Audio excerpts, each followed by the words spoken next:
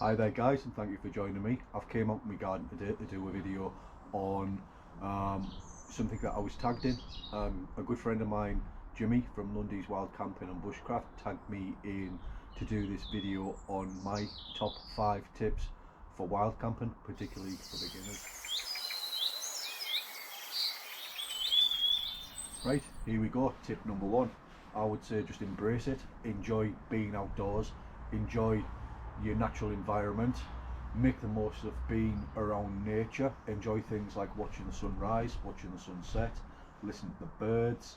What else?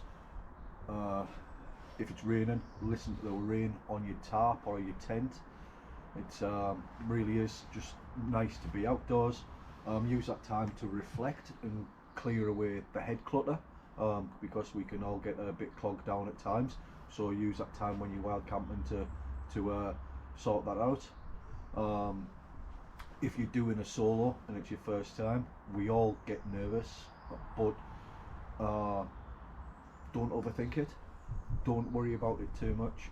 I mean, in reality, the worst that can happen is we can ask to move on. It's only in the movies where you see there's some crazy axe wielding murderer that's waiting for some lone camper to pop by. So don't worry and don't overthink that. And as I said, just embrace it. That's tip number 1. Right, here we go. Tip number 2: be aware of your surroundings. Check that your chosen location isn't used by anybody for shooting purposes, like for things like deer, pheasant. If you're up on higher ground, make sure it isn't grouse season and there's going to be a grouse shoot on, that sort of thing. At your camp, make sure everything is like safe overhead. Make sure there's nothing like any overhanging branches that could pose a threat and fall and land on you. Same for leaning down trees, especially in windy conditions. If you plan on camping in a cave, that sort of thing, make sure there's going to be, like, research it a little bit, make sure there's no harmful gases in there that build up that could basically be fatal. Where else?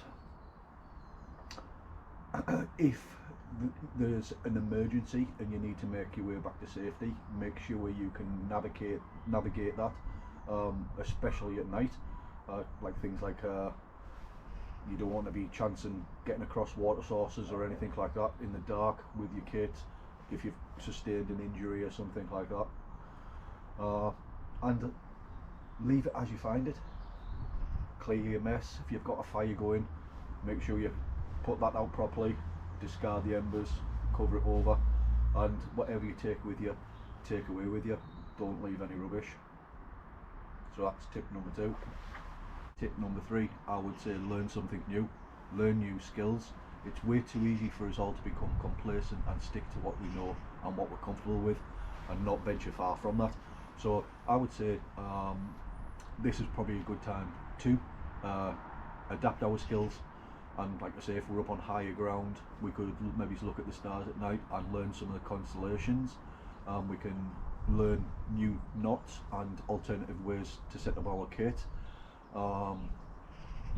We could learn different bird calls. I can hear a magpie over there, so we could learn different bird calls.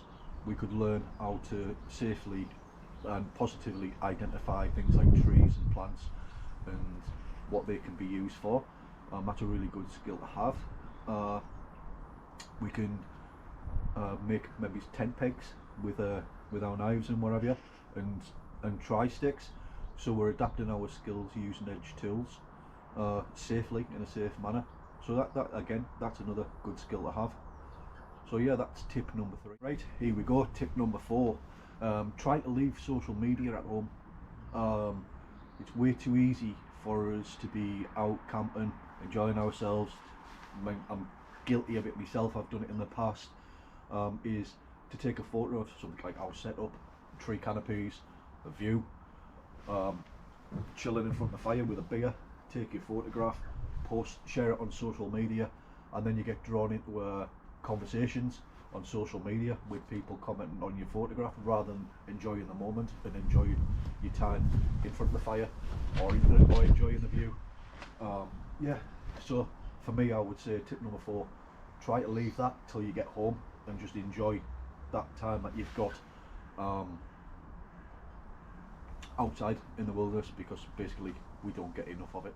Right then, my last tip number 5 is personal hygiene, and I can't emphasize enough how important this is. As we all know, the hiking to camp can be hard going, as can tasks around camp like collecting and preparing firewood. We can get sweaty, get dirty. So the importance of being clean, keeping clean, we can take with us things like wipes, or we can buy those face cloths that are compressed. Once they get wet, they expand. Give ourselves a wipe down, always a good idea. Things like if you need to take a call in nature, make sure you clean your hands thoroughly afterwards. That goes without saying.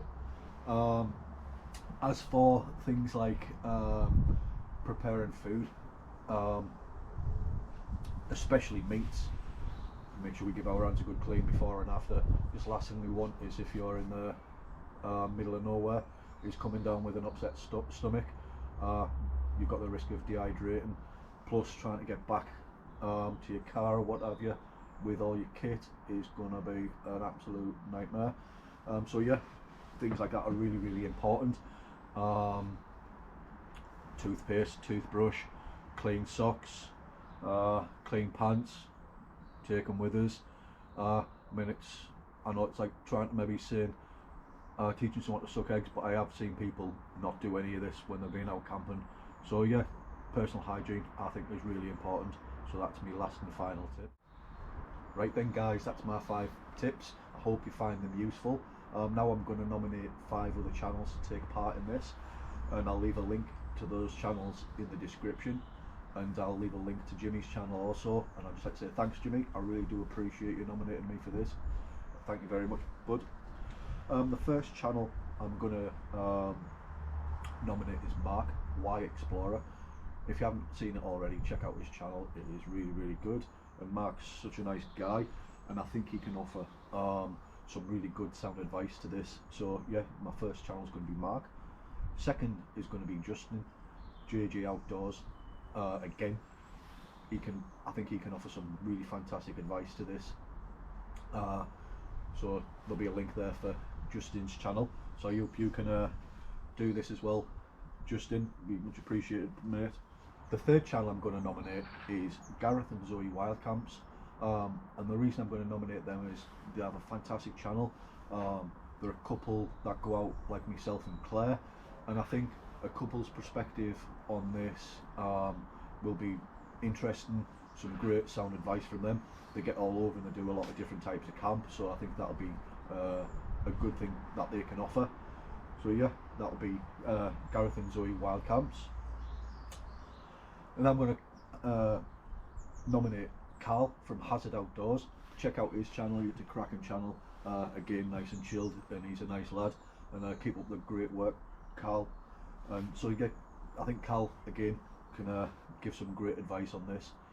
So yeah, Carl Hazard Outdoors, check out his channel.